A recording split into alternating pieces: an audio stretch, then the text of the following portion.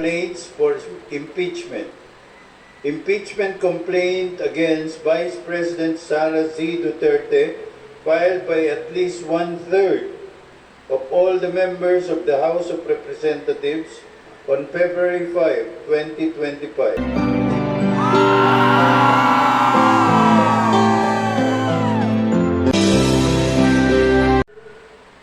Mr. Speaker, I move to take up additional reference of business. The Secretary General is directed to read the additional reference of business. Additional reference of business, verified complaints for impeachment.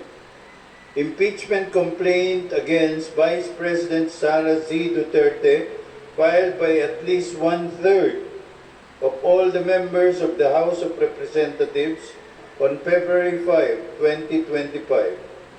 Impeachment complaint filed against Vice President Sara Duterte, filed by Teresita Quintos Deles, Father Flaviano, SBD Gary Alejano et al., and endorsed by Representative Percival B. Sendanya of the Akbayan Party List on December 2, 2024.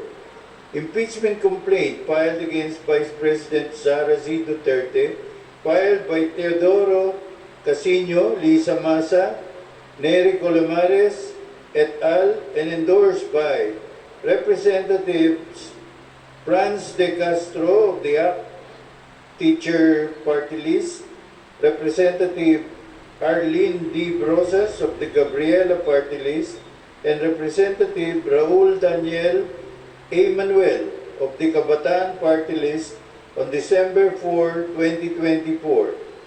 Impeachment complaint filed against Vice President Sara Duterte, filed by Reverend Father Antonio Labiao Jr., Reverend Father Rico P. Ponce, Reverend Father Dionisio B. Ramos et al., and endorsed by Representative Gabriel H. Bordado Jr. of the 3rd District of Camarines Sur, and Representative Lex Anthony Chris A. Colada of the AMBIS OWA Party List on December 19, 2024. Majority Leader. Mr. Speaker, today, as provided for in our additional reference of business, a verified impeachment complaint against Vice President Sara Zimmerman Duterte has been filed by at least one-third of all the members of the House of Representatives on February 5, 2025. Mr. Speaker, for the record, may we inquire from the Secretary General the total membership of the House as of today, February 5, 2025. The Secretary General will please respond. Mr. Speaker, as of the present, the total number of members of the House of Representatives is 306. The Majority Leader is recognized. Mr. Speaker, may we inquire from the Secretary General how many members of the House verified and swore before him the impeachment complaint? Secretary General, please respond to the query of the Majority Leader. Yes, Mr. Speaker. Pursuant to Section 14, Rule 4 of the Rules of Procedures, in impeachment proceedings, the total number of House members who verified and swore before me this impeachment complaint is 215 House members. The Majority Leader is recognized. Mr. Speaker, may we know what is one-third of the total number of the members of the House? The Secretary General will please respond. Mr. Speaker, one-third of the total number of members of the House is 102. The Secretary General has responded to the query of the Majority Leader. The Majority Leader is recognized. Mr. Speaker, For the record, in consonance with the Constitution on Article 11 on accountability of public officers, particularly Section 3, Paragraph 4, and pursuant to Section 14, Rule 4 of the Rules of Procedure in Impeachment Proceedings, which provides as follows. Section 14, endorsement of the complaint resolution to the Senate. A verified complaint resolution of impeachment filed by at least one-third of all the members of the House shall constitute the articles of impeachment. And in this case, the verified complaint resolution shall be endorsed to the Senate in the same manner as an approved bill of the House. Considering that the Secretary General has certified that at least 215 members of the House of Representatives have verified and swore before him the said impeachment complaint against Vice President Sara Duterte, and consistent with our rules, I move that the Secretary General be directed immediately to endorse the same to the Senate.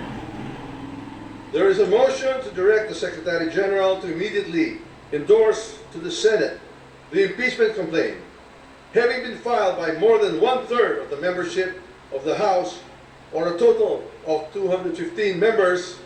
Is there any objection? The Chair hears none. The motion is approved. The Secretary General is so directed. The session is suspended.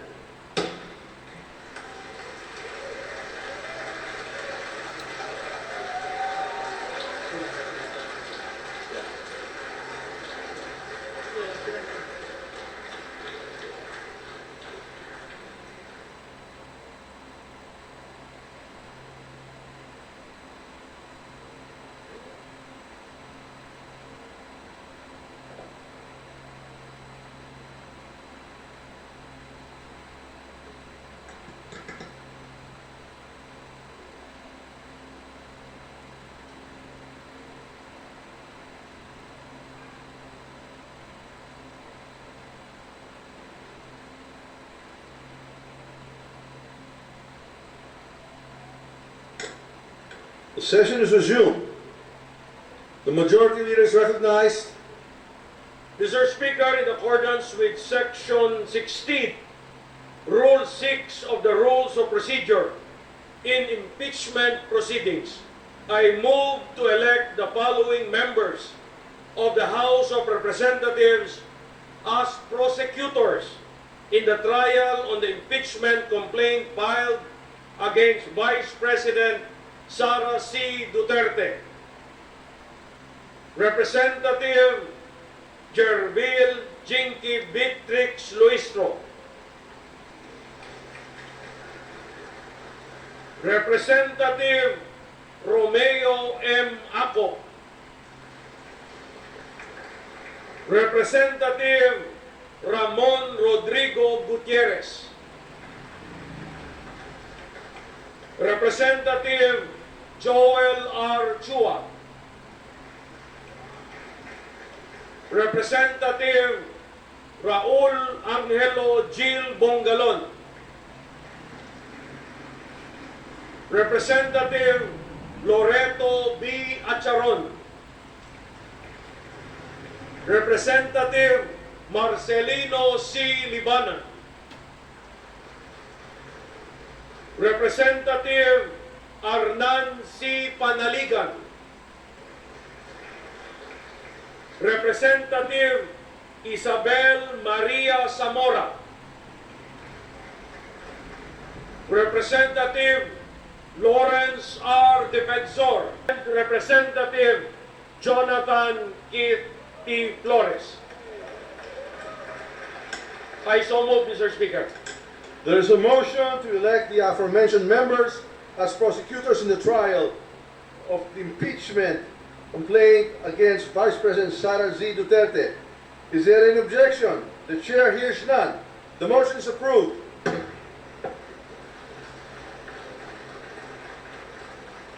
The majority leader is recognized.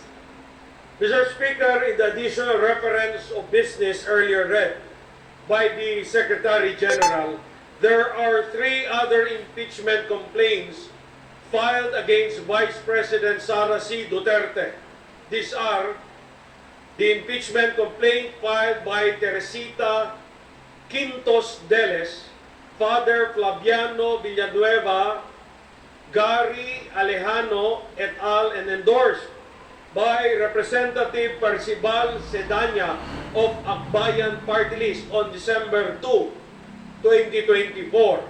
Next is an impeachment complaint filed by Teodoro Casino, Lisa Masa, Nery Colmenares et al.